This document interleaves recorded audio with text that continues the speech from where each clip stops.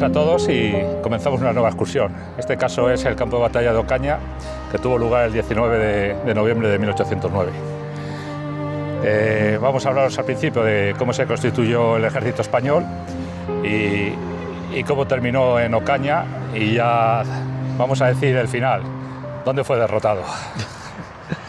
Así que si quieres... que es triste decirlo así. Bueno, ahora mismo nos encontramos cerquita de una localidad que se llama Dos Barrios. Detrás de nosotros, ahora lo explicaremos con más detalle, hay una zona en la que hubo un combate previo a la batalla grande, la del 19 de noviembre. Lo primero que hay que decir es que el ejército que se concentra aquí es el que se llama Ejército del Centro, que es el heredero del antiguo ejército de La Mancha, del general Venegas, que aquellos que nos siguen en estos vídeos ya nos han escuchado hablar de él durante la campaña de Talavera. Lo que sucede es que el ejército, a ver si soy capaz de explicarlo correctamente. En la campaña de Talavera la idea es alcanzar Madrid con un esfuerzo principal por el oeste, desde Extremadura, y un esfuerzo secundario de diversión desde el sur, desde Andalucía. La campaña de Ocaña es al revés, el esfuerzo principal viene del sur, lo va a ejecutar el ejército del centro, y hay una diversión desde el oeste que lo va a ejecutar el que todavía se llama ejército de Extremadura, pero el ejército de Extremadura está muy reducido en número porque la mayor parte de sus unidades veteranas han pasado al ejército del centro, y además el ejército del centro se ha ido reforzando con levas nuevas, con nuevos soldados que han sido reclutados para esta campaña en Andalucía, en Extremadura, en La Mancha, etc. Y todo ese ejército, que es el ejército más numeroso que se ha concentrado por parte española desde el comienzo de la guerra, se va concentrando poco a poco, primero en las bases que tiene al pie de Sierra Morena, en lo que es La Mancha, en Santa Cruz de Mudela, en Manzanares, y tiene como eje principal de avance en dirección norte lo que es el Camino Real de Andalucía, que no es exactamente la misma carretera que vemos hoy en día, y se va concentrando poco a poco porque al ser un ejército tan grande, estamos hablando de 60.000 soldados en total, pues no puede avanzar por un único eje, es decir, si lo hicieran así, pues quedaría una longitud enorme y sería muy poco manejable el ejército de esa manera. Entonces, van avanzando por varios caminos más o menos paralelos hasta llegar al punto de concentración donde ya suponen que van a encontrar a la fuerza enemiga, que es aproximadamente en la zona en la que nos encontramos, en Dos Barrios. Lo único que tendríamos que hablar antes, pues quién es el que comanda a este ejército.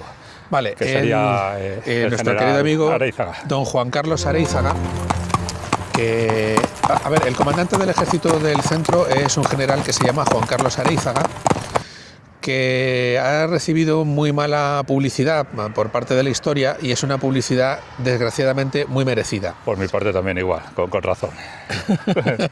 Hay que tener en cuenta que coge el mando pues casi 2 semanas antes de empezar la campaña, y un año antes era teniente coronel. Areizaga se retira con el empleo de teniente coronel en 1803.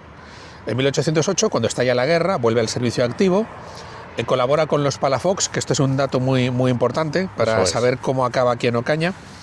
Colabora con los Palafox. En marzo de 1809 le nombran brigadier, general de brigada. No me acuerdo de la fecha, creo que es en el verano de 1809, le ascienden a mariscal de campo, a general de división. Participa en la batalla de Alcañiz a las órdenes del general Blake. Que aquí parece que no lo hace mal. Es una victoria española, no lo hace mal, con lo cual se considera que, digamos que le consideran que es un general capaz. Le envían al ejército del centro a las órdenes del general Eguía, que es el comandante en ese momento del ejército del centro, y cuando la Junta Central destituye a Eguía porque no están satisfechos con la manera en que se está comportando... Porque, perdona que te interrumpa, sí, adelante, porque la Junta Central lo que quiere es tomar cuanto antes Madrid, y piensa que con el ejército que tienen que va a ser algo muy fácil. Eguía los conoce bien a sus tropas que tiene y sabe que tan rápido no va a ser. Entonces no quiere empezar la campaña, retrocede, hace un avance, retrocede. Eso a la Junta Central no le gusta, y le quitan y ponen a Areizaga. Me parece que es el 22 de octubre de 1809, si no estoy confundido en las fechas, cuando le nombran comandante en jefe del ejército del centro.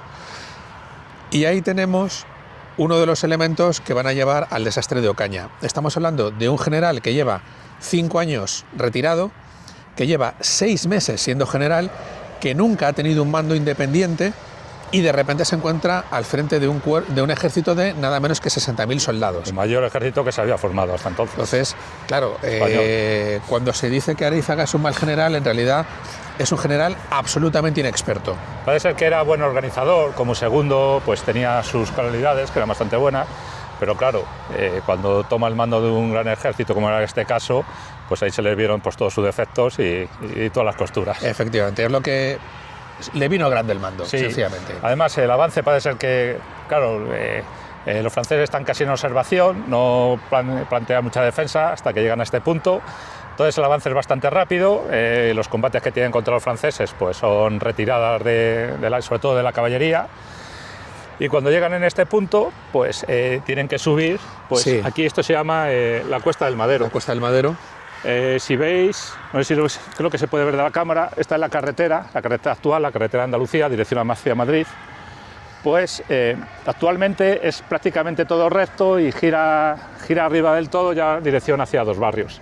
El camino de aquella época, un poco más adelante, se metía detrás de esta prominencia, de este monte, y tenía que subir todo el monte para salir hacia arriba. Una subida un poco difícil. Entonces aquí es donde empiezan los problemas. Claro, aquí es donde choca la vanguardia del ejército español, que está formada por la caballería del general Freire, que en total el total combinado de la caballería son unos 5.000 jinetes, no todos intervienen aquí en este combate, y chocan contra la caballería del general Milhaud, que Milhaud manda una división de dragones que está subordinada al cuerpo de ejército del general Sebastiani, pero la misión de Milhaud era observar, no combatir. Y además aquí se encuentran con que los españoles son capaces de flanquearles.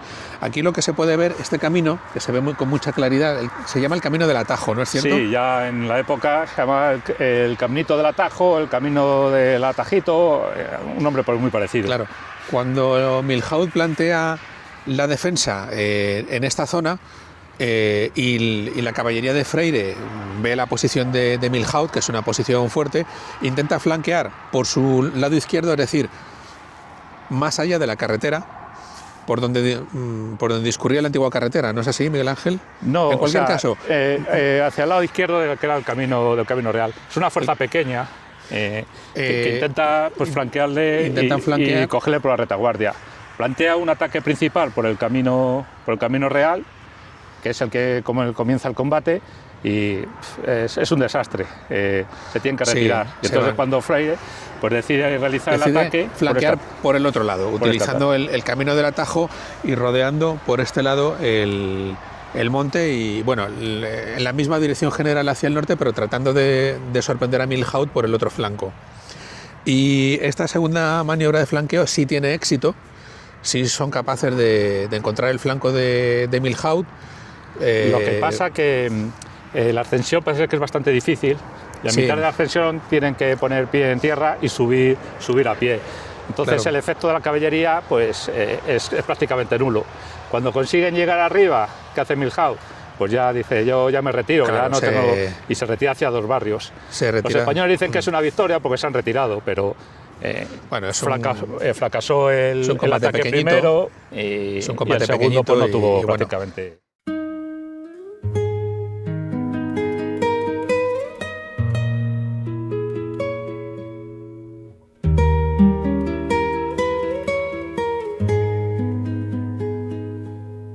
Por la Mancha marchan hoy buscando ir, Arízaga al frente manda seguir. Hay campo de Ocaña y hora en el pan, noviembre lo escribe con sangre y sal. En la Cuesta del Madero chilla el clarín, Freire rompe a Milhaud, lo hace huir. Tembleque vio la tienda del general y Ocaña en sus labios truena metal. Truena la artillería de sol a sol, Zayas mide el golpe, no da el pregón. Hay Ocaña llora en el pan, noviembre lo escribe con sangre y sal. La mayor consecuencia de este ataque es que cuando Milhaud manda parte a Madrid, en Madrid está José Bonaparte. José Bonaparte se ha quedado sin su jefe de Estado Mayor, el mariscal Jourdan, que ha sido reclamado por Napoleón.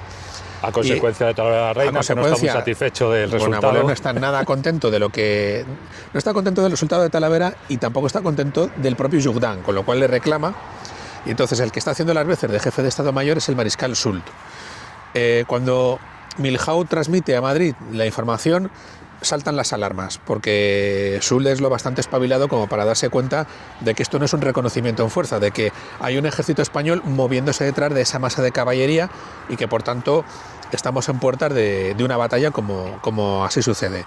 El combate del que estamos describiendo aquí tiene lugar el 8 de noviembre de 1809. Eso es. Que es cuando podemos decir que empieza la campaña que lleva a la derrota de Ocaña, porque es el primer choque entre ambos ejércitos. Hasta entonces se habían estado observando, se había movido un poco hacia adelante, hacia detrás, pero realmente no hay un choque, por así decirlo. Había habido un pequeño encuentro, si fue por Consuegra, sé que había habido otro pequeño. El problema aquí, que esta iniciativa que parecía que llevaba Areizaga, pues se para de repente. Aquí empieza pues a parar el avance. Cuando llega arriba, se os ha olvidado decir que los que han ido hacia el lado izquierdo llegan hacia Dos Barrios y casi sorprenden a Milhaud. Claro. Para que Milhaud pues, se retira y no plantea batalla.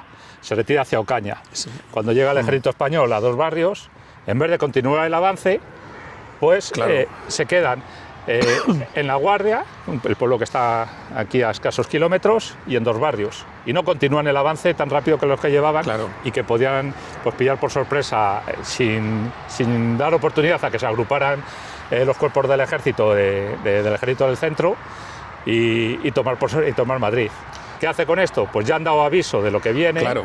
Entonces, Soult, que es el que, como ha dicho José Manuel, pues ha tomado el mando. No es una persona con bastante experiencia y ya sabe pues, lo que... Es uno de los mejores mariscales de Napoleón. El temor que va a plantear este ejército. Entonces rápidamente Soult empieza a mover las piezas, las tropas que tiene en Madrid, entre Talavera, Toledo, Madrid, etcétera, empieza a mover las piezas porque es consciente de que va a haber una batalla importante. Todavía no sabe la magnitud del ejército español, pero bueno, es consciente de que va a haber una batalla, entonces empieza a redesplegar las tropas para asegurarse de que la batalla sea favorable a sus intereses. Soult no solamente era un buen mariscal, Soult fue el jefe del Estado Mayor de Napoleón en la campaña de Waterloo, por ejemplo, por solo citar uno de sus mandos, sino que además llevaba en España desde prácticamente un año antes, conocía bien las condiciones de la guerra aquí en la península ibérica y especialmente en España, o sea que mejor jefe de Estado Mayor no podía tener el amigo José. Eso es. El ejército español retoma el avance, en Dos Barrios pues, se adelanta hacia Ocaña, intentan plantear una batalla con las tropas francesas que hay allí. Estas rehuyen el ataque después de un pequeño enfrentamiento y entonces pues Areizaga lo que decide es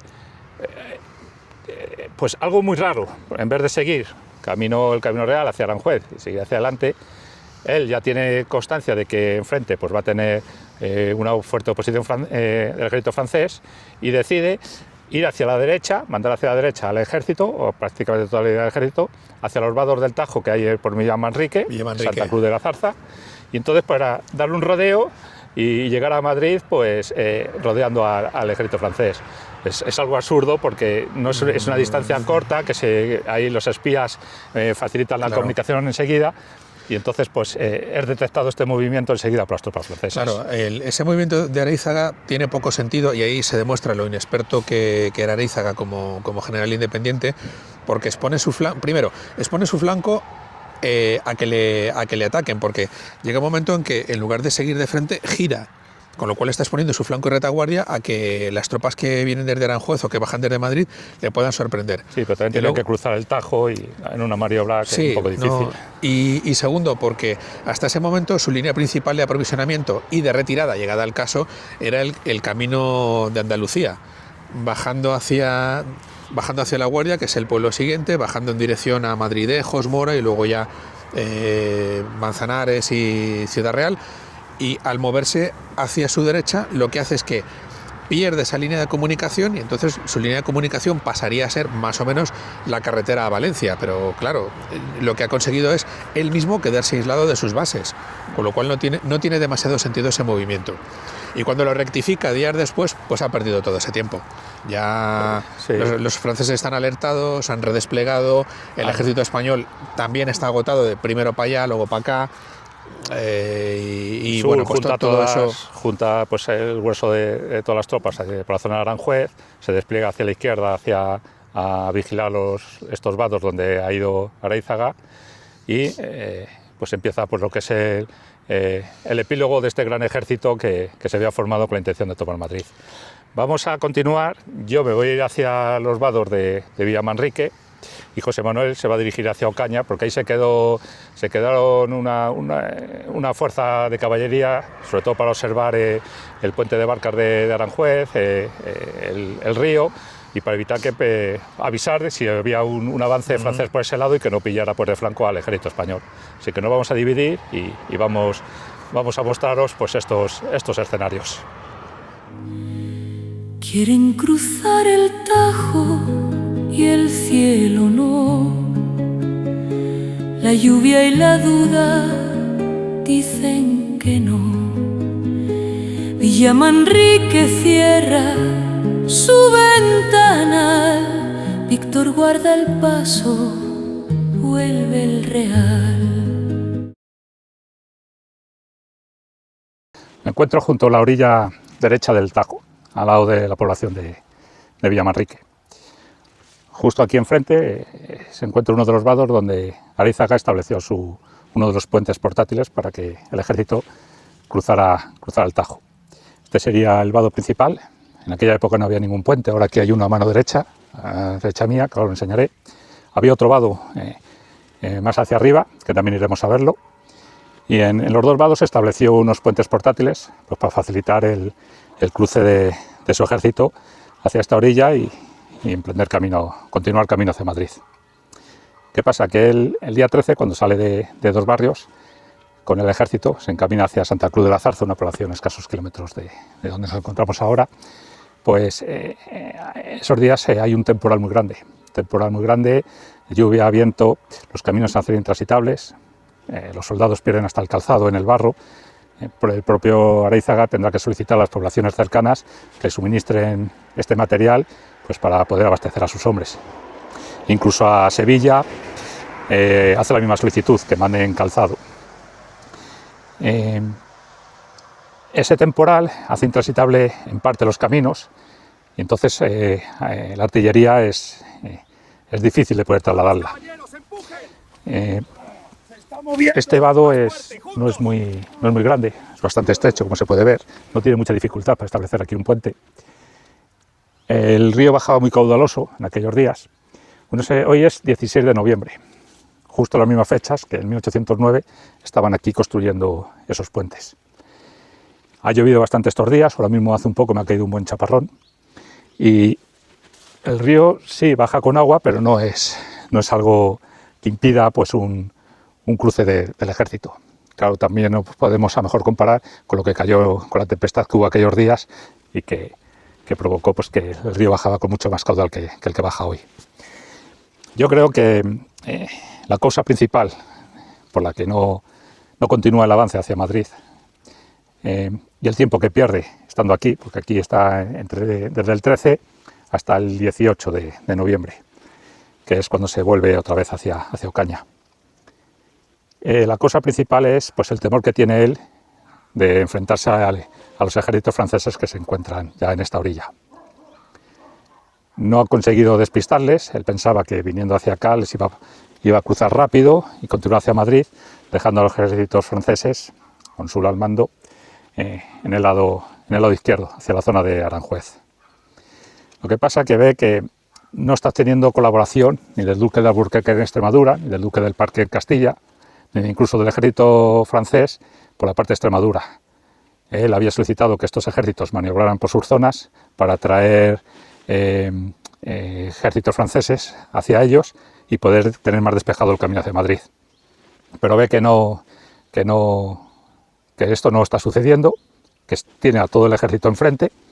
El mariscal Víctor está en Villarejos Albanés, una población aquí muy cercana, vigilándole, vigilando el avance e intentar impedir pues, una primera aproximación hacia Madrid.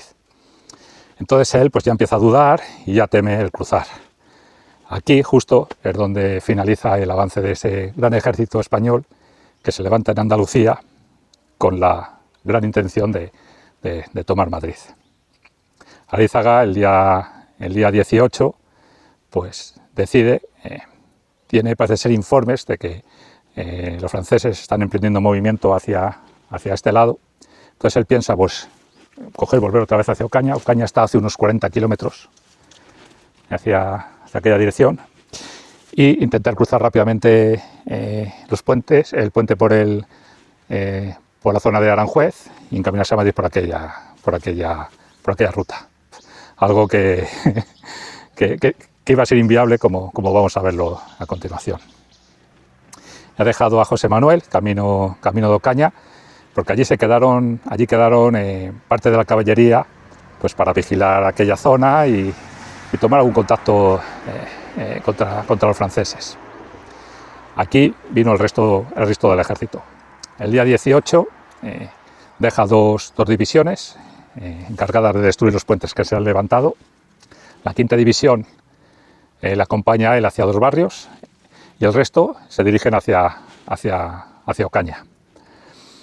Para que veamos el desconocimiento que tenían, pues Girón, que está a cargo de una de las divisiones, dice en sus memorias que en el trayecto desde Santa Cruz de la Zarza hacia Ocaña, que el día 18, pues que ha encargado a uno de sus criados que cuando lleguen a Ocaña se dirija hacia Aranjuez en busca de víveres. No sabían que estaba ocupado Aranjuez de franceses. Es algo muy curioso. Vamos a dar una vuelta, vamos a ver el otro vado y nos volvemos con José Manuel hacia Ocaña. Estoy ahora en el otro vado, el vado que está más hacia la parte superior del río. No están cerca, tampoco hay mucha distancia. Aquí también estableció otro puente. Allá hay un convento y hay un molino ahí metido, y justo aquí es donde estaba el vado. Tengo que decir que en aquella época los dos vados tenían una barca que facilitaba el transporte de las personas de una orilla a otra. Estuvieron habilitadas ambas barcas casi hasta 3/4 del siglo XIX.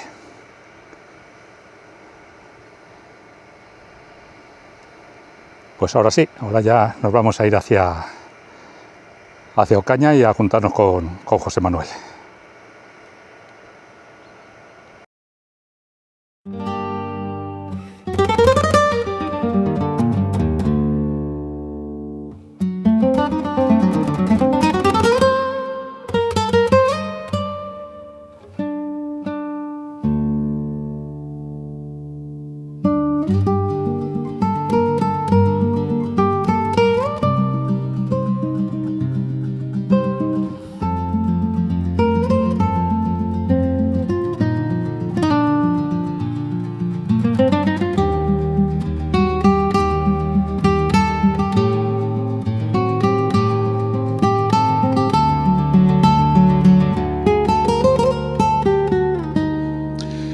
Pues estoy ahora mismo en el campo de batalla de Ontígola.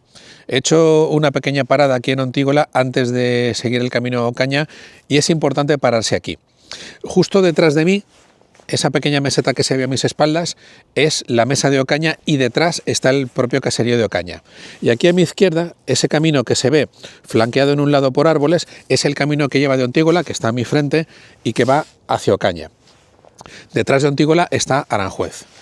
Me he detenido aquí porque hay un lance de la batalla que es importante comentar.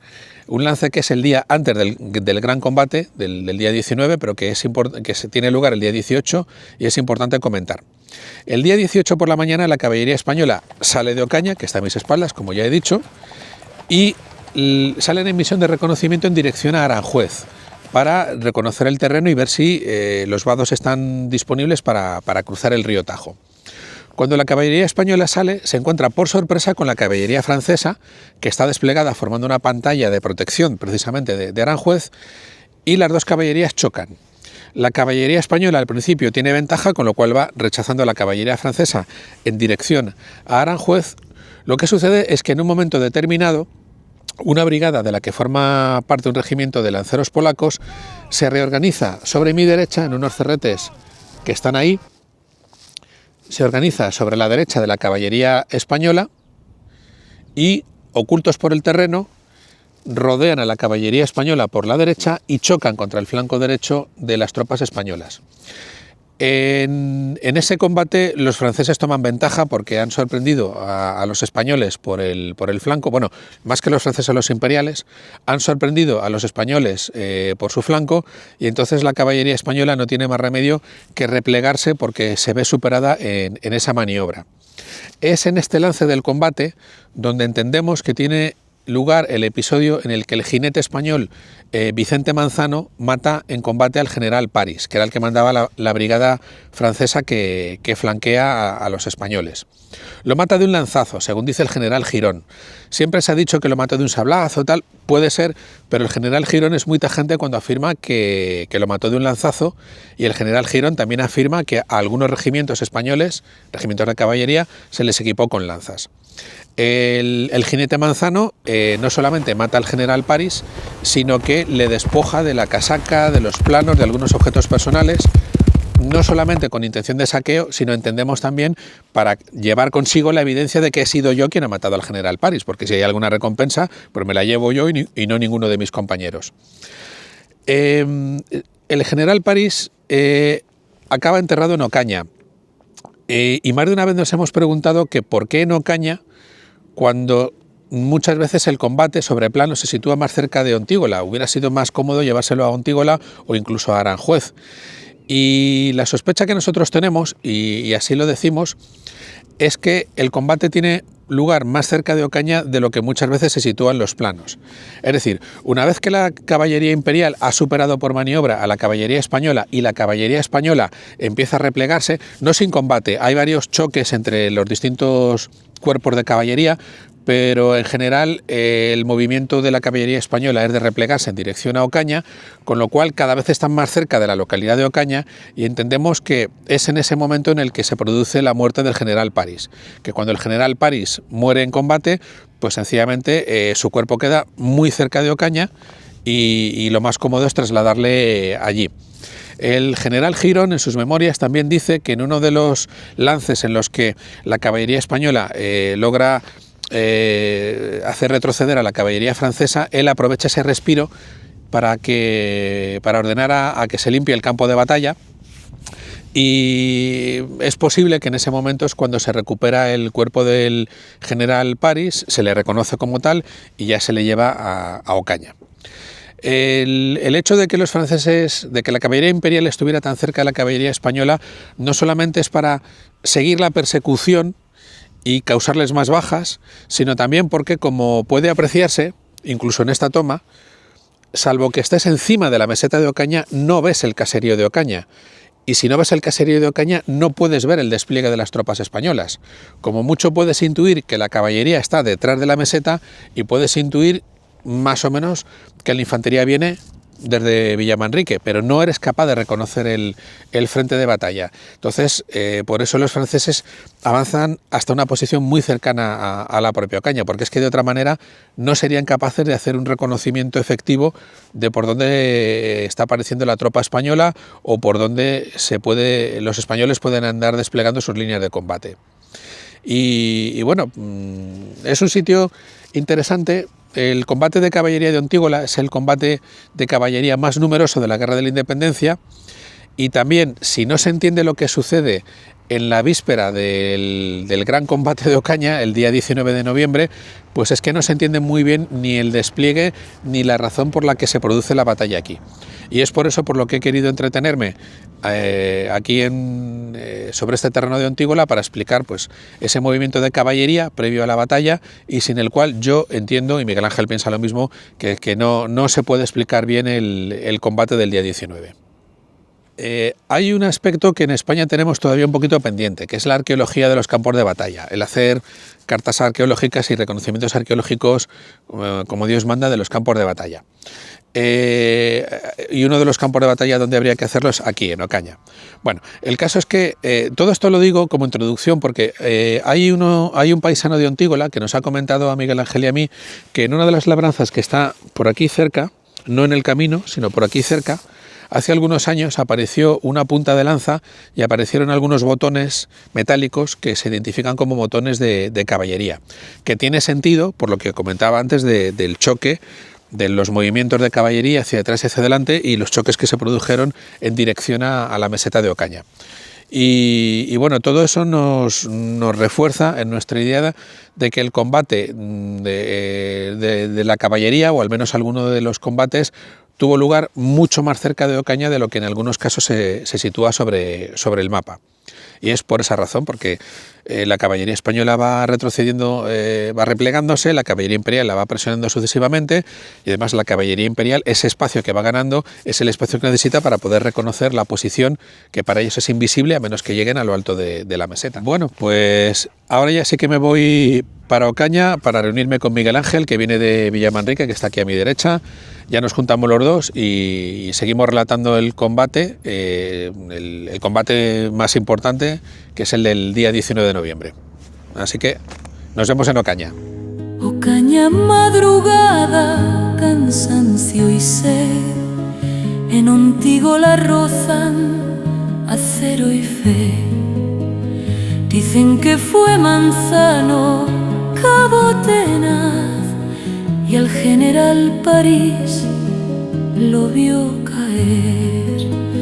Ay, campo de Ocaña, llora en el pan, noviembre lo escribe con sangre y sal. Pues yo ya estoy en el campo de batalla de 1809. Además estoy justo en un sitio que es muy interesante porque por aquí hay varios movimientos de tropas, tanto el día 11 como el 18 y el 19. El 18 es la víspera de la batalla, el 19 es el día de la gran batalla. Por si alguien quiere situarlo sobre el mapa, aquí debajo, que no se ve porque el terreno lo impide, está la Fuente Vieja, que es un manantial que se supone que está aquí desde la época romana y es un hito que está perfectamente marcado. Detrás de mí ya se puede ver la entrada a Ocaña. La iglesia que tengo justo encima de mi hombro es San Juan Bautista, que por si alguien quiere también situarlo. Y la Fuente Vieja es un hito importante no solamente para localizar la posición del campo de batalla, sino porque aquí es donde el camino se divide en dos mitades. Este camino que viene por aquí, a mi derecha, es el camino que va hacia Ontígola y hacia Aranjuez, y por aquí la caballería española se dirige en dirección a Ontígola persiguiendo a la caballería francesa. La caballería española viene desde Ocaña y por este caminito que sube por aquí, que es el camino a Ontígola, se dirige en dirección norte aproximadamente hasta chocar con la caballería francesa en el combate de Ontígola que se produce el día 18. Este es el camino que lleva a Ontígola y Aranjuez, y aquí a mi izquierda se bifurca el camino y sale el antiguo camino real a Extremadura que va en aquella dirección. El día 19 la batalla se desarrolla en buena medida sobre este terreno en el que nos encontramos. Bueno, pues ya he llegado desde Villamanrique, prácticamente siguiendo al ejército español. Hoy hace un día mucho aire, ha amanecido además con niebla, lloviendo, como habéis visto ayer en Villamanrique que me ha llovido. Hace un día malísimo, así que estamos pasando frío. Bueno, voy a tomar el relato de Girón, que es el general que viene con una de las divisiones de Villamanrique, y él dice que al llegar a Ocaña, ya casi al anochecer, toma posesión de su alojamiento y inmediatamente pues, le llega noticia de la desbandada de la caballería española que está viniendo desde Ontígola, que es lo que os ha comentado José Manuel, y que viene en completo desorden. Como tiene todavía sus hombres con las armas no las han dejado, pues les hace formar aquí fuera. Estamos el camino, hay un árbol allí, por ahí pasa el camino de Ontígola que va hacia Aranjuez. Manda a formar aquí a sus hombres, también Zayas, pero la caballería francesa, pues al ver esta posición fuerte, no continúa la persecución de la caballería española y retorna hacia Ontígola. En ese movimiento a los franceses les da tiempo a limpiar parte del campo de batalla del combate de Ontígola, y entre otros cadáveres que recuperan está el del general París, que murió en el combate de Ontígola, y al día siguiente le entierran en el convento de Santo Domingo, que está dentro de Ocaña. Y además una cosa que ha descubierto hace poquito Miguel Ángel, sí, y que nadie sabía, es que le entierran junto al cuerpo de un oficial español, que es algo que ninguna fuente menciona, salvo una... Hay una carta de un artillero, de lo que está al mando de una de las piezas de artillería. Entonces indica pues, que ha sido enterrado el general París junto con un oficial español caído en esa acción. No sé si en esa acción quiere decirse a la de Ontígola o en esta acción es a la de Ocaña. Pero puede ser que enterraron también a la vez a un oficial español. Llega la noche y entonces aquí hay un gran problema de mando, porque Areizaga se encuentra en dos barrios, que nos está a unos cuantos kilómetros aquí, por donde venía el ejército por el Camino Real. Tenía que estar aquí, donde estaba el ejército y donde estaba claro, el peligro, pero él se mantiene allí. A ver, se mantiene allí porque Areizaga tiene una preocupación, y es recuperar el tren de bagajes que estaba en los vados del Tajo y que él quiere conservar. Pero al hacer eso se queda esperando al tren de bagaje y lejos del cuerpo principal del ejército, que ya está en Ocaña. Con lo cual, ahí se demuestra lo que antes yo comentaba, que Areizaga es alguien a quien el mando de este ejército le viene grande, sí, porque se preocupa por algo que en vísperas de una batalla no tiene debería ser que no accesorio. Aquí. Claro. Entonces hay una reunión pues, entre los generales al mando de las diferentes divisiones que ya están aquí en Ocaña para ver quién toma el mando. Puede ser que al principio se lo dan a Bernuy, que está a cargo de una parte de la caballería, aunque el mando de toda la caballería está bajo el mando de Freire. Para que este hombre parece que no tiene oficialmente los papeles en regla, el mando, para poder estar, no sé cómo se dice, pero oficialmente al mando de estas tropas en este momento. Entonces, pues finalmente recae el mando en Girón. Girón establece una correspondencia con Areizaga, pues a ver qué hace, el peligro que hay, que han intentado mandar avanzadas para intentar al menos recuperar los cadáveres españoles, porque se han encontrado con la vanguardia posiciones fuertes de avanzadillas francesas que les han impedido. Entonces ya saben que va a haber al día siguiente, se va a tomar lugar una batalla. Areizaga que dice pues que empieza a mandar órdenes contradictorias. Sí, además se cruzan los mensajes. Girón envía uno a dos barrios, se cruza con un mensajero que viene de Areizaga a Ocaña. Hay bastante confusión de mandos. Confusión, insisto, debido a que Areizaga no está donde tenía que estar. No está aquí. Además tiene bastante información, porque le llegan información de confidentes que le indican más o menos la fuerza que hay en Aranjuez. Tienen los documentos que han recuperado de la casaca del general París, que al matarle, creo que se llamaba Manzano o algo así. Sí, Vicente Manzano, creo que era el jinete español. Bajó y le quitó la casaca y la trajo aquí, y con los papeles que ahí se conservaban, pues podían ver la disposición eficaz que ya Soult tenía preparado para atacar al ejército español. Pues Areizaga lo que dice es... tomen ustedes la ofensiva, no se la dejen a los franceses, avancen hacia Aranjuez y tomen las posiciones elevadas más oportunas que ustedes crean más oportunas. Girón dice, yo es que no conozco el campo, no conozco este escenario, yo no sé las alturas que hay aquí, he estado un par de veces, pero no lo sé. ¿Y qué camino cojo? ¿El camino real que va hacia Aranjuez o este camino que tenemos aquí de Ontígola? Entonces es un despropósito.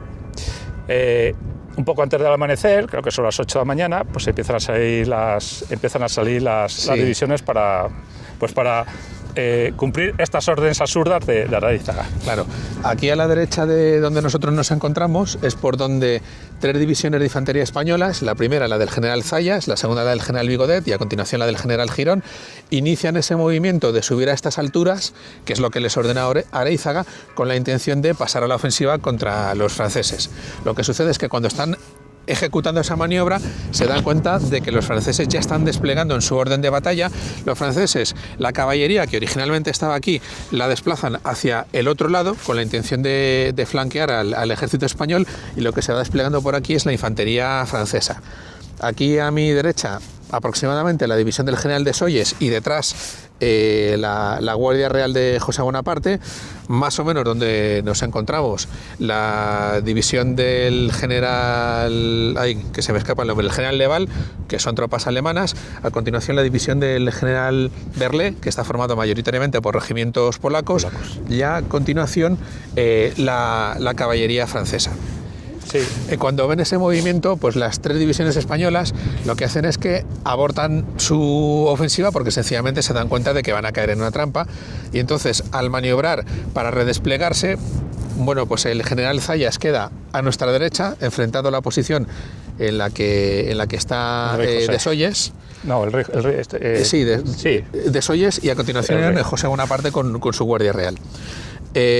Más o menos enfrente de nosotros, cubriendo ya lo que es el pueblo de Ocaña, despliega la división del general Vigodet, y a nuestra izquierda, a la derecha de la línea española, en dirección a la estación del ferrocarril, que es más o menos el centro de la posición española, la división del general Girón. Y las demás divisiones españolas que van llegando por el camino de Noblejas, que es de los vados de Villamanrique, que antes os ha mostrado Miguel Ángel, pues van desplegando en orden según van llegando más o menos. También vienen las de Dos Barrios con Areizaga. Pues Areizaga llega aquí a las 9:30 de la mañana. Cuando él llega, todavía están aquí en formación para comenzar el avance hacia Aranjuez, las divisiones españolas. Les echa una bronca, les dice que por qué no se han puesto en movimiento antes. Justo en ese momento es cuando, lo que os ha dicho José Manuel, empiezan a hacer aparición los franceses, al fondo por donde estamos nosotros, que es Aranjuez estaría por aquel lado. Es cuando empiezan a hacer aparición los franceses, y es cuando los franceses empiezan a hacer el despliegue, y Areizaga ordena este despliegue que os ha dicho José Manuel, pero es un despliegue improvisado. Claro, pues si tenéis cuenta, la división de Zayas será la primera, pues es la que manda a girar para cubrir el camino real y lo que está a nuestra derecha. El lado sería el lado izquierdo español. La segunda, que es Vigodet, pues la deja aquí, y la tercera, que es la de Girón, pues le dice que pasa a continuación, y ya el resto que según van llegando pues las va colocando pues donde entren y donde pueda. Y muy improvisado. En el extremo en el extremo derecho de la línea española, es decir, en el extremo de nuestra izquierda, según estamos mirando ahora mismo, nosotros ahora mismo estamos dando frente a Ocaña. Despliega el grueso de la caballería española a las órdenes de Freire. Hay una pequeña brigada, no sé cómo llamarlo, a las órdenes de Rivas, que despliega justo en el punto opuesto, cubriendo el flanco de Zayas. Y eso es aproximadamente el despliegue del ejército español.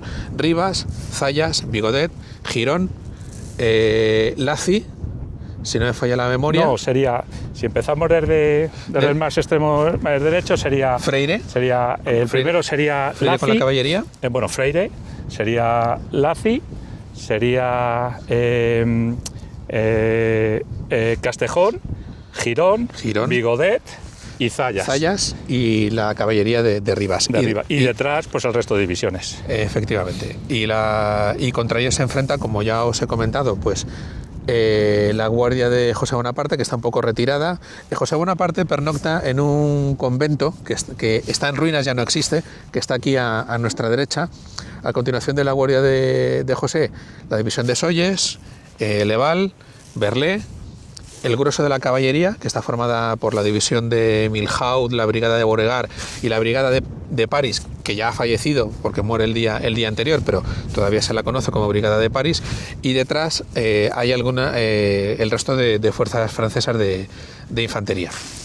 Y ese es, grosso modo, el despliegue que Areizaga desaparece de estas instrucciones, da la bronca de estas instrucciones, y él pues va a supervisar la batalla pues desde la torre del campanario de una de las iglesias de Ocaña. Parece ser que hay un debate parece ser que se cree, y lo que es con más fundamento, que es en la desaparecida parroquia de San Marcos, que ya no está. Pero en esta imagen que os estoy enseñando ahora, ahí se puede ver. Otros dicen que es la de San Martín. San Martín existe actualmente. Está hacia allá. Se apoya también esta de San Martín porque al estar actualmente, pues para el turismo, pues es bastante atrayente. Pero la verdad es que no se sabe en cuál de las dos hay. La torre de San Martín domina muy bien el centro y la izquierda del despliegue español, o sea que puede ser, pero está más cerca también del campo de batalla. Está bastante más cerca. Pero es que la torre de San Marcos era más alta. Tampoco estaba mucho más atrás, entonces no se sabe en cuál era. Entonces empieza, como es típico en las batallas napoleónicas, pues con un fuerte fuego de artillería por ambas partes. Parece ser que los franceses forman una batería muy grande, justo bastante atrás de donde estamos, hay una loma allí arriba. Y empieza un cañoneo pues con la artillería española. La artillería española, pues un helicóptero que pasa. Aquí está el aeródromo de Ocaña. Tenemos aquí a poca distancia. Está pasando un helicóptero. Bueno, la artillería española parece que se emplea muy bien y se ordena pues formar otra pequeña batería a los franceses a su izquierda, que de Franco pues ataque a las posiciones españolas, y esto parece que es bastante efectivo, y a partir de ahí escalonadamente van trasladando su artillería hacia su lado izquierdo. Vamos a pasar al lado del centro, donde más o menos estaba Girón, y ya casi a la derecha, unido con la de Castejón, y vamos pues lo que fue la batalla y al final de la batalla lo vamos a narrar desde esa posición. Pues estamos ya nos hemos trasladado hacia el centro de las posiciones españolas. Estaríamos más o menos donde estaría situado Girón, ya casi su parte más izquierda de su división, en contacto con Vigodez, que está hacia su izquierda, pero más retirado hacia el barranco. Pues lo hemos pronunciado ya, lo hemos comentado, pero hay un barranco delante de Ocaña que sirve también como una especie de defensa. Lo que pasa es que a partir de aquí, hacia enfrente, el barranco se nivela y desaparece, quedando ya todo llano. Para los que quieran situar esto en el campo de batalla, justo por encima de mi hombro izquierdo, no se ve, está la estación de ferrocarril, para que el que quiera situarlo se haga una cierta idea. Digamos que la moderna estación de ferrocarril marca el hito donde finaliza el centro de la línea española y comienza lo que sería el ala derecha con las divisiones de Castejón. Aquí tendríamos a Castejón y Laci. Y a partir de ahí la caballería del general Freire, que sería la que cubriría el extremo derecho de la línea española, que ya está más lejos. Estaría más hacia ese lado. Es que la cámara mejor desvirtúa un poco, pero el camino Noblejas va por allí, pues estaría por aquella zona de allí, estaría el fin. Ahí al fondo había unos olivares que ya no existen, por lo que tengo entendido. Ahí al fondo había un terreno de olivares, que es donde, digamos, que finalizaba ya la línea española con la caballería del general Freire. En los combates iniciales, pues parece que aquí lo que es la posición central empiezan a tomar como la ofensiva contra los franceses. Hay unos combates bastante... Sí, aquí está a mi izquierda la división del general Leval, formada fundamentalmente por alemanes, a mi derecha la división del general Berlé, que está formada fundamentalmente por polacos, y que al principio del combate lo pasan bastante mal. Antes comentaba Miguel Ángel que los franceses amasaron una gran batería de artillería, pero la amasaron en el otro punto. Y cuando se dieron cuenta de que era aquí donde las cosas no funcionaban, donde las cosas estaban mal, empezaron a mover su artillería hacia este punto para dar apoyo a las divisiones de Leval y Berlé, y también para, de esa manera, atacar con artillería a la línea española. Sí, parece que los combates fueron bastante fuertes, tuvieron muchísimas bajas los alemanes y polacos. Pasaron un mal día. Se mantuvo muy bien la infantería española de estas divisiones que hemos mencionado. También tenemos que decir que Zayas le tienen cubriendo pues, la salida de Ocaña ya para en el camino real y está toda la batalla pues sin entrar en combate. Es una fuerza inutilizada. Tenemos que tener en cuenta que la vanguardia, que es una división bastante fuerte y bien, estaría bien formada. Por eso al final del combate Azayas, que es el que menos ha sufrido, es al que le toca cubrir como puede la retirada del ejército español desde Ocaña hasta Dos Barrios, hasta que en Dos Barrios sencillamente su división también se viene abajo porque ya no está en condiciones de pelear de manera organizada. Eso es. Entonces, Laci, que es el extremo derecho de la posición española, uno de sus regimientos, el provincial Chinchilla, en un momento dado empieza a flaquear, indecisión, y se retiran del campo de batalla. Esto, curiosamente, pues, promueve la confusión entre el resto de su división. Una confusión que se va contagiando entre el resto de divisiones. Los franceses aprovechan, toman la ofensiva y la caballería de Milhaud, que está al mando de Sebastiani, los dragones hacen una carga, que, bueno, hemos dicho que me han dado la vuelta, todo es hacia este lado de aquí. Da una carga y la caballería española al mando de Freire, que ya tiene la moral bastante baja de lo que ha ocurrido el día anterior, pues se retira enseguida, quedando pues todo el flanco derecho español pues sin defensa. Va corriendo la confusión al resto de divisiones y pues comienza una retirada general. Sí. Hay combates por dentro del casco de Ocaña, tiran las armas, es un caos, un verdadero caos. Claro, lo hemos comentado en algunos de nuestros vídeos, y es que la infantería de aquella época se llamaba infantería de línea porque parte de su fuerza venía de combatir codo con codo, un regimiento tras otro regimiento, para formar una línea coherente. En el momento en que esa línea se rompe, bien porque un regimiento se viene abajo, o bien porque se desalinea, ahí se abre un hueco que un enemigo experimentado, como era el caso del ejército imperial, puede aprovechar para, a su vez, atacar por ese agujero. Es como meter una palanca y apretar para romper. Además, tenemos que tener en cuenta que lo que hemos dicho antes de la artillería francesa, han empezado a avanzar hacia estas posiciones, han hecho mucho daño a las divisiones aquí apostadas y eso también pues, ha causado pues, el desánimo entre las tropas. Estamos cerca de donde había un molino, en aquella época, un molino que parece que estuvo defendido por fusileros españoles de la división de Girón. Aquí mismo estaba el molino, que eran los restos, y estamos justo en la posición central. Ahora voy a enseñar imágenes de lo que nos rodea, pues para que comprendáis mejor dónde estamos, porque estamos más oblicuo, para que nos hagamos una idea, es más hacia nuestra derecha, donde estaría toda el ala derecha española. Lo que estamos enfocando sería pues, donde la caballería francesa se despliega, unos olivares, como ha dicho José Manuel, que estarían allá al fondo, y de allí pues empiezan el ataque hacia la caballería española de Freire, que estaría en el extremo más derecho de la posición española. Y a partir de aquí pues se puede decir casi que el ejército, este gran ejército español, pues casi desaparece, además muy rápidamente. Pierde coherencia, y en el momento en que pierde coherencia es víctima fácil de la persecución de los franceses, que además la continúan durante bastantes kilómetros.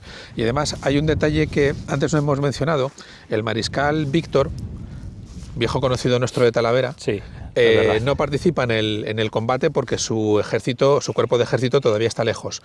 Pero cuando la batalla ya ha finalizado y el ejército español está en desbandada, aparecen las tropas del general Víctor, que vienen desde allí, vienen desde Villamanrique aproximadamente. Sí, Villamanrique, Cenoblejas, al final ya del día.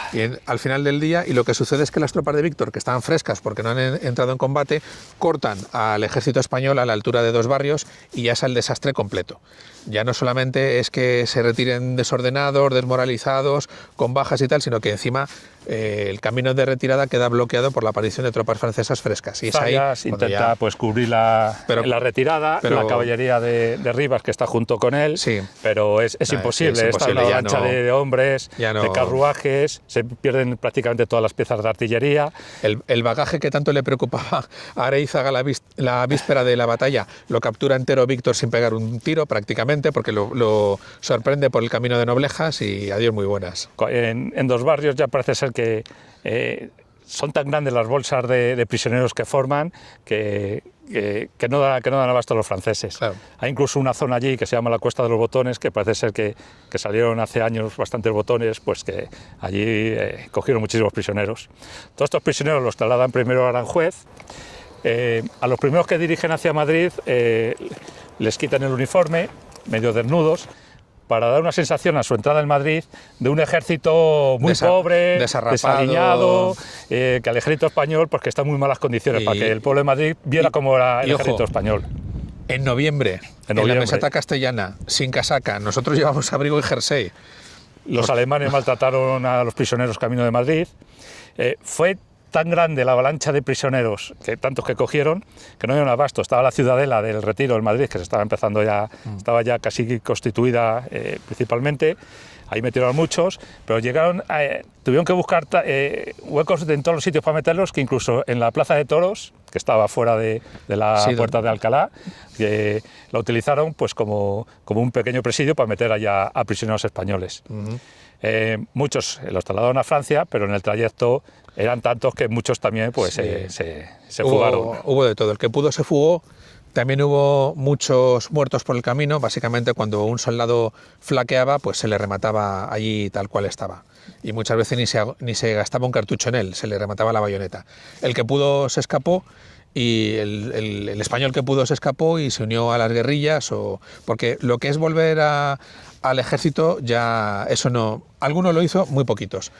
Con lo cual, aquí, en apenas 2 horas de batalla, un ejército español de 60.000 soldados, el ejército hasta esa fecha más grande que había sido capaz de reunir España durante la Guerra de la Independencia, pues quedó reducido la infantería a la tercera parte aproximadamente, la caballería a menos de la mitad y la artillería se perdieron las 3/4 partes, para hacernos una idea. Con lo cual se perdieron alrededor de 40.000 soldados, que se dice pronto, entre muertos, prisioneros, la inmensa mayoría, prisioneros que no volvieron luego a unirse al ejército porque sencillamente era imposible. Algunos sí se unió a la guerrilla o se unió a fuerzas irregulares, pero vamos, el ejército del centro desapareció. Aquel día desapareció. Soult termina la jornada en 2 barrios, ahí manda un informe de la batalla, que ahora os pondré unas imágenes. ¿Qué consecuencias tiene esta derrota? Pues enormes. Desde noviembre de 1809 hasta agosto de 1812, que es cuando toma Wellington junto con parte del ejército aliado, entra en Madrid. Durante este periodo de tiempo no hay un ejército regular español dentro del centro, en el centro peninsular. ¿Y quién defiende pues, esta zona, este territorio? Pues serían las guerrillas. Las guerrillas serían las que reemplazan al ejército regular español, que ya no vuelve a ocupar este terreno. El empecinado, Palarea. Tenemos también a Basencourt, que aunque tenía tropas regulares, casi se pueden decir que funcionaban como guerrillas. Pues todas estas guerrillas, luego más hacia el norte pues tenemos a Julián Sánchez, Cura Merino. Lo que es el centro peninsular sería defendido por las guerrillas, porque no habría ningún ejército español que hiciera frente a los franceses. La consecuencia más inmediata es que toda Andalucía, que hasta ese momento solamente había visto el ataque de Dupont en el verano de 1808 y fue una invasión que duró poco tiempo porque acabó en la derrota francesa de Bailén, pues toda Andalucía queda abierta a la invasión y es lo que se produce. A principios de 1810, pues en tres direcciones de avance, en 3 ejes principales, pues el ejército imperial francés se hace con toda Andalucía, salvo Cádiz, que se salva precisamente por el ejército de Extremadura que mencionábamos al principio, que estaba muy debilitado, muy reducido en número, pero es la única fuerza regular que queda, pues desde el sistema central hasta la costa de Cádiz, y esa fuerza regular logra maniobrar, se retira, logra maniobrar y acaba en Cádiz, y gracias a eso se logra defender aquella plaza.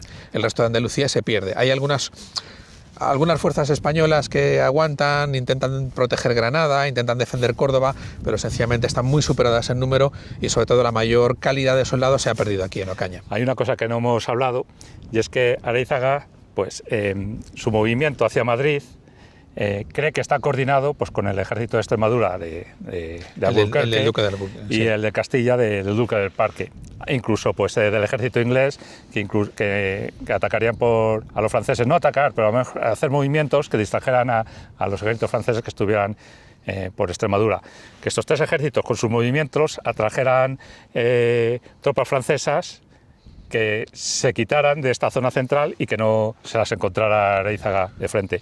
El Millamarrique, como he dicho antes estando allí, es cuando ya se da cuenta de que no va a tener ninguna distracción por parte de ningún ejército, que es él solo contra el grueso del ejército del centro que hay aquí francés, que hay en el Tajo. A título informativo, el duque de Alburquerque, cuando inicia su maniobra de distracción entre Almaraz y Talavera, va corriendo el rumor de que detrás de él vienen las tropas de Wellington, las que durante el verano estuvieron en la campaña de Talavera. Alburquerque sabe perfectamente que Wellington está en Badajoz y que no va a formar parte de esa maniobra, pero corre el rumor. Lo que pasa es que el rumor dura poco y al final llega un momento en que los franceses, el mando imperial, se da cuenta de que los británicos no participan, y es en ese momento cuando todas las tropas que están en Talavera y en Toledo pueden desplazarse en dirección a Ocaña. Lo que yo decía hace un momento de que Soult va moviendo sus piezas, cuando se da cuenta de que el ejército de Alburquerque es pequeño y que detrás no está Wellington, puede enviar la mayor parte de esas tropas en dirección a Madrid y a Ocaña. Bueno, en dirección a Madrid y Aranjuez, y acaban aquí, en este campo de batalla, porque la amenaza por el otro flanco es bastante ridícula. Sí, y la amenaza del Duque del Parque, como está más alejada físicamente de este frente, pues le da tiempo a Soult a concentrar tropas aquí y luego, si es necesario, enviarlas de vuelta hacia Salamanca o Valladolid, si fuera necesario. Pues hasta aquí sería ya esta excursión y la explicación de lo que fue la batalla de Ocaña. Os voy a enseñar ahora, os pondré unas imágenes justo de donde estamos nosotros, para que se vea mejor el lado del flanco derecho español, para que os hagáis una idea. Justo nosotros tenemos enfrente, que también lo vais a ver, la población de Ocaña. Estamos justo enfrente de la Torre de San Martín, una de las posibles donde pudo estar Areizaga. Areizaga desapareció. Durante el combate parece ser que nadie recibió órdenes de él. Durante lo que fue la batalla, nadie tuvo noticias del general. Se consiguió salvar, prácticamente, bueno, todos los generales de división se salvaron, ninguno fue cogido prisionero. Qué casualidad también. El pobre soldado es el que siempre sale perjudicado. Muchos prisioneros al anochecer los metieron en la plaza de aquí de Ocaña. Parece ser que se incendió el ayuntamiento y parte del archivo de la población de Ocaña pues, se quemó y se perdió. Fue una verdadera desgracia esta batalla. Totalmente. Y es una mancha negra dentro Totalmente. de la historia española dentro de la Guerra de la Independencia. Sí. Pues nada. Pero es historia y hay que contarla. Pues no sabemos todavía el siguiente campo de batalla cuál será. Lo vamos a hacer muy pronto. Austerlitz, Waterloo, ya veremos. Bueno, primero tengo muchos en España que abarcar. Así que pues esperamos en el siguiente cuál sea. Muchas gracias. Hasta la próxima. San Lázaro en lo alto, torre y mirar, y el campo allá abajo sin descansar. Cañón contra cañón, humo y temblor, Sebastián y aprieta su duro son. La si muerde la línea, toma un cañón, pero falta el apoyo, se apaga el sol. Órdenes van y vienen, nadie está. Freire queda distante, tarde será. Brecha por la derecha, grito y tropel. Milhaud va como rayo, todo se hiela. Dos barrios, La Guardia, camino al sur, y Andalucía abierta, triste quietud. Mas Cádiz en su orilla no se rindió, que aún queda quien rece y quien cantó.